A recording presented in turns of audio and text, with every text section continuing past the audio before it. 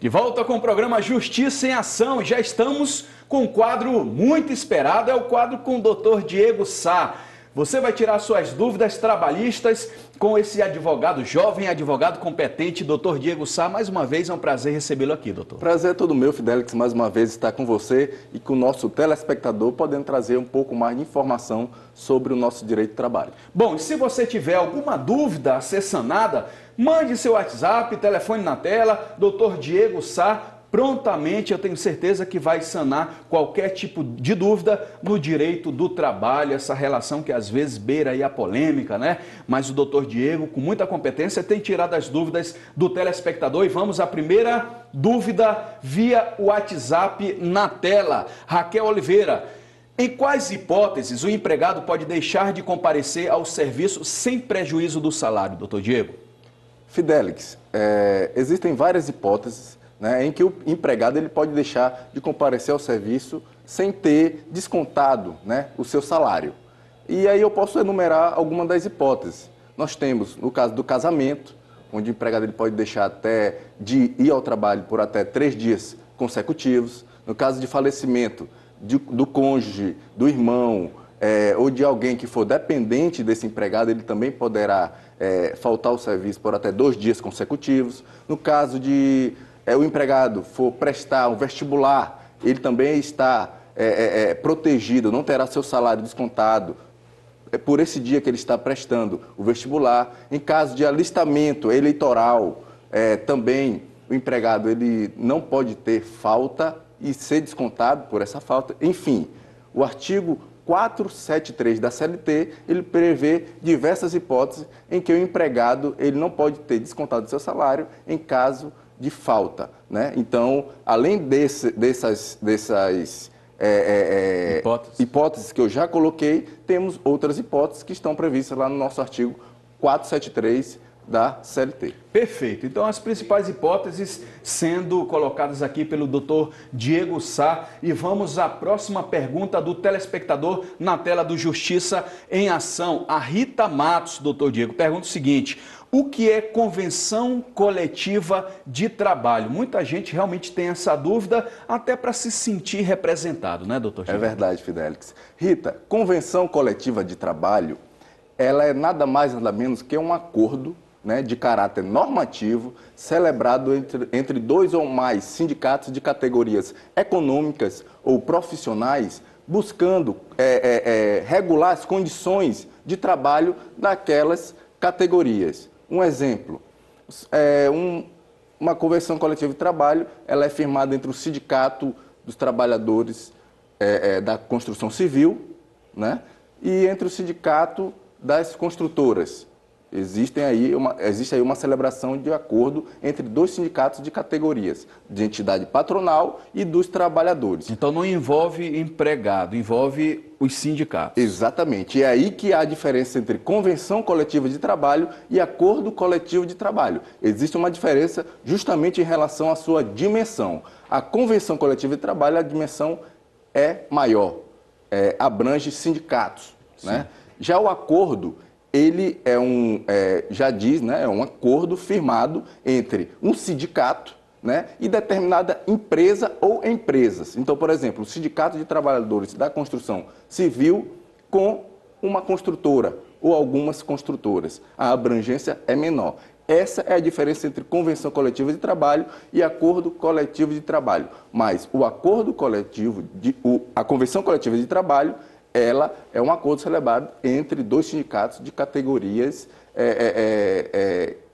patronal, né, da categoria de entidade patronal e também de trabalhadores de determinada área, com determinada profissão, seja do âmbito,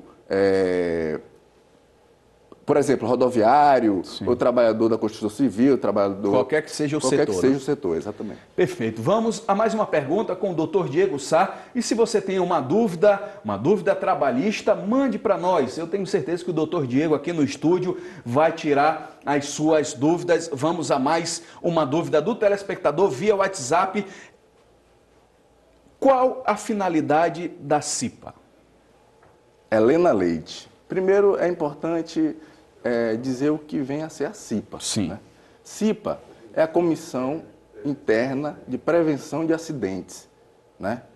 Comissão Interna de Prevenção de Acidentes. Então, o que ela objetiva? Qual a finalidade da CIPA? Ela busca preservar a integridade física, a saúde, a vida dos trabalhadores e de quem interage com a empresa. Sim. Não só dos trabalhadores daquela empresa, mas, por exemplo, dos prestadores de serviços. Então, ela tem a finalidade de preservar a integridade física, a saúde e os riscos, né, minimizar ou até eliminar os riscos que os trabalhadores têm em caso no ambiente de trabalho ou decorrente daquele trabalho realizado. Né? Então, a CIPA ela tem essa finalidade, ela busca a saúde, né? Preservar a saúde e a vida do trabalhador. É a questão da prevenção, né? Exatamente. Perfeito. Vamos a mais uma participação e a sua participação aqui no Justiça em Ação se dá pelo WhatsApp. Tenho certeza que o Dr. Diego vai tirar suas dúvidas. Telefone na tela, envie seu WhatsApp e vamos aqui no estúdio tirar aí as suas dúvidas com o Dr. Diego Sá. Aldenice Silva, quantas horas de descanso deve haver entre uma jornada e outra, Dr. Diego Sá? Aldenice, o artigo 66 da Consolidação das Leis Trabalhistas, ele define que tem que haver um intervalo mínimo entre duas jornadas. E o intervalo mínimo é de 11 horas. Ou seja, se um trabalhador ele sai às 21 horas da empresa, ele só pode retornar às 8, a partir das 8 horas. O porquê disso, a finalidade disso, é justamente proporcionar ao empregado um descanso razoável. Né? Não se pode permitir que o trabalhador ele saia do seu trabalho e logo depois, 2, 3 horas, ele retorne para trabalhar novamente. Então, o artigo 66 é claro, pelo menos, no mínimo, 11 horas entre duas jornadas, entre uma jornada e outra, para que possamos preservar, assim, a saúde do trabalhador. E isso melhora também até o desempenho do empregado no ambiente de trabalho. Ele mais descansado, ele pode trabalhar com mais satisfação e se empenhar mais, né? Eu acho que ganha tanto um quanto o outro, né, doutor Diego? Sem dúvida nenhuma. Justamente por tentar preservar a saúde do trabalhador, ele, nesse período de descanso, ele vai poder, ao retornar ao trabalho, né, a próxima jornada, ele vai poder, com certeza, produzir mais e melhor para a empresa. Beleza, vamos a mais uma pergunta do telespectador e mais uma vez, lembrando, o nosso telefone, o nosso WhatsApp está na tela. Eu tenho certeza que você enviando a sua pergunta, doutor Diego, tira aqui no estúdio, tira suas dúvidas no estúdio do Justiça em Ação. Roberto Lopes, quando recebo hora extras, ela passa a incorporar no meu salário, doutor Diego? Roberto, em entendimento jurisprudencial, que é um entendimento pacífico dos tribunais, do nosso TST, Tribunal Superior do Trabalho, as horas extras, elas não se incorporam ao salário.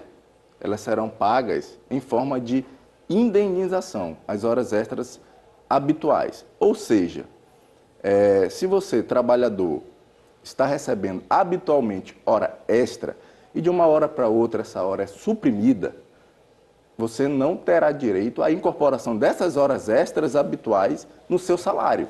Elas serão retiradas e serão pagas em forma de indenização, ou seja, ela não fará parte do seu salário. Isso é entendimento do nosso Tribunal Superior do Trabalho. É claro que o judiciário ele vem entendendo, em algumas hipóteses, diferente disso. Mas por exemplo, nas hipóteses das horas extras falsas. Nós chamamos de horas extras falsas, que é quando o trabalhador ele recebe hora extra sem ter prestado o serviço. E é claro que é entendido aí como efetivo salário.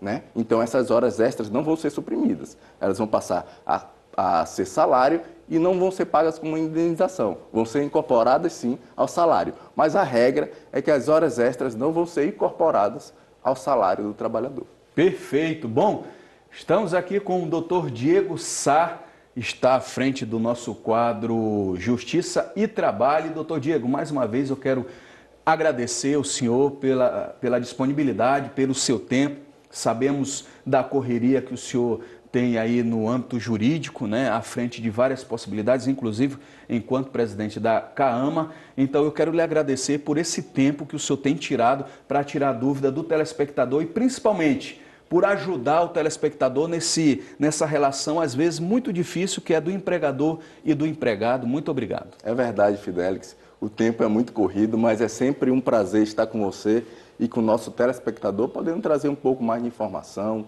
né, um pouco mais de conteúdo e podendo, na medida do possível, é claro, dirimir as dúvidas trazidas por toda a sociedade maranhense. Maravilha! Esse foi o programa Justiça em Ação de hoje. Lembrando que, como você viu no programa, tivemos uma matéria sobre as lives. Lançamos essa nova possibilidade, que são os ao vivos aí via Instagram. Na semana que vem teremos, na quarta, às 21 horas, uma grande novidade. Uma grande personalidade do meio jurídico fazendo a nossa live. E aí, amanhã, na verdade, depois da manhã, na segunda-feira, eu já confirmo no Instagram o nome dessa pessoa. Já está fechado. Uma grande personalidade do meio jurídico estará quarta-feira ao vivo pelo Instagram, tirando algumas dúvidas e falando aí do seu entendimento do seu entendimento com esse meio jurídico. Então, quarta-feira, às 21 horas, no Instagram, hein?